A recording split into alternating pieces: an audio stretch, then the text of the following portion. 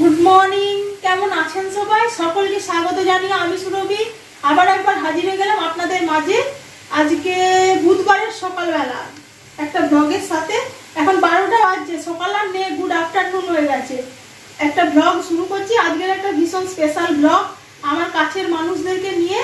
আজ সারাটা দিন আমি পার করব, সেই নিয়ে আজকের ব্লগ। চলুন, রান্না বান্না অলরেডি বসিয়ে দিয়েছি, রান্না বান্না সব বাকি, অল্প স্বল্প হয়েছে, এখন অল্প বাকি, এখনো সমস্ত কিছু এই নিয়ে কাজ করবো। চলুন, রান্না আপাতত কি সেরেছি সেটাই আপনাদের সাথে শেয়ার করে দিই।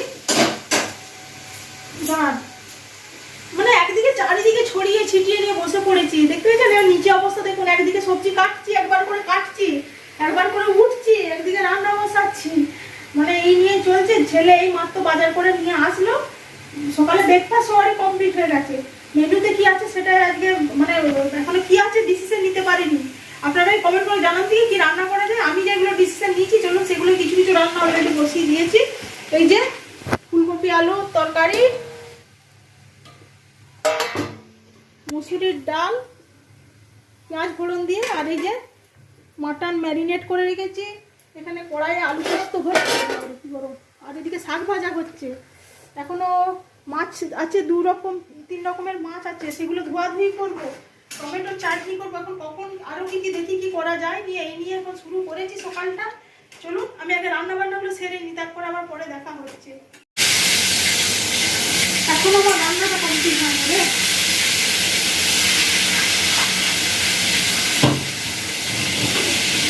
এখন যে রান্না প্লেট হবে ওইটা ভালো হয়ে যায়।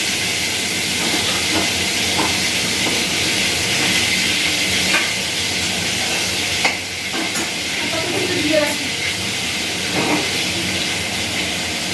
ভাবির জন্য বেড়ে দিই,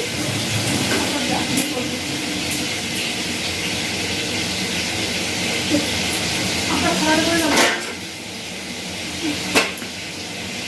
জল নেই নাকি?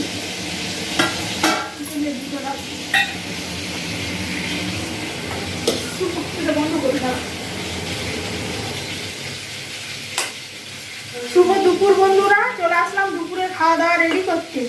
এই যে আজকে দুপুরে কি আয়োজন করেছি চলুন সেটাই সবার আগে আপনাদের সাথে শেয়ার করে দিই। না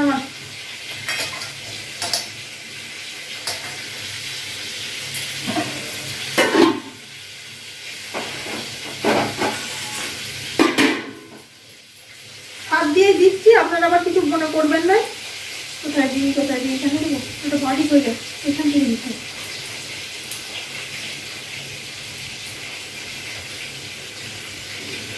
শাক ভাজা,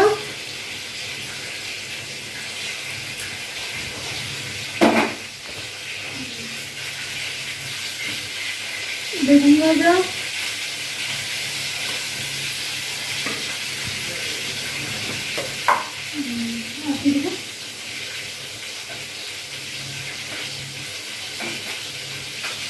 মাছ ভাজা,